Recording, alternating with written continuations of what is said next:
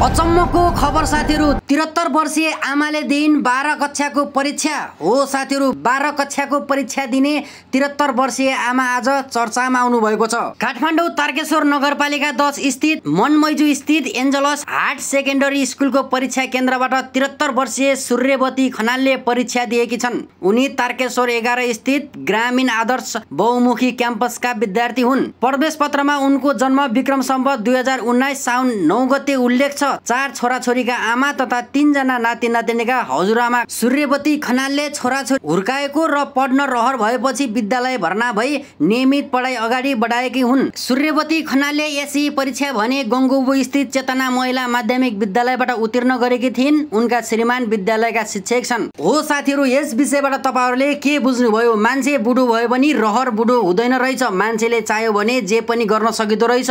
आखिर बुढो होस् या तन्नेरी जुन बेला पनि पढ्न चाह्यो भने पढ्न सकिदो रहेछ। अहिले 73 वर्षीय आमाले पढेर के गर्नु होला भन्ने कुराहरू धेरैको मनमा जाग्न सक्छ, तर त्यो एउटा रहर हो, त्यो एउटा सपना हो। जस्तै हामी अहिले 20-22 वर्ष पुगिसकेपछि अब त पढ्न टाइमै छैन, अब हामीले कमाउनु पर्छ भनेर हामी लागिरहेका हुन्छौँ।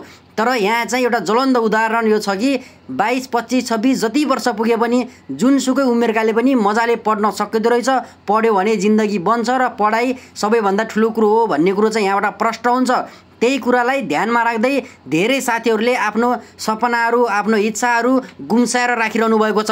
अब 73 वर्षीय आमाले इक्जाम दिइसकेपछि त धेरैको मनमा पनि लागेको होला, ताकि मैले पनि पढ्न पाए हुन्थ्यो, मैले पनि पढ्नु पर्ला। र धेरै साथीहरूले पढ्नु पनि हुन्छ होला, किनकि कसैले केही गरेको नदेख्दा अचम्म लाग्छ, तर गरिसकेको देखेपछि हो मैले पनि गर्नुपर्छ भन्ने इच्छाहरू लाग्न सक्छ। त्यहाँ माझसम्म यो भिडियो पुर्याइदिनु होला, ताकि उहाँहरूलाई पनि पढ्ने एउटा हौसला जागोस्, उत्साह जागोस् अनि उहाँहरूले मजाले पढ्न सक्नुहुनेछ भन्न चाहन्छु म। अनि यस विषयमा तपाईहरु के भन्न चाहनुहुन्छ आफ्नो धारणा प्रष्ट राख्दै भिडियो धेरै माझसम्म पुर्याइदिनु होला।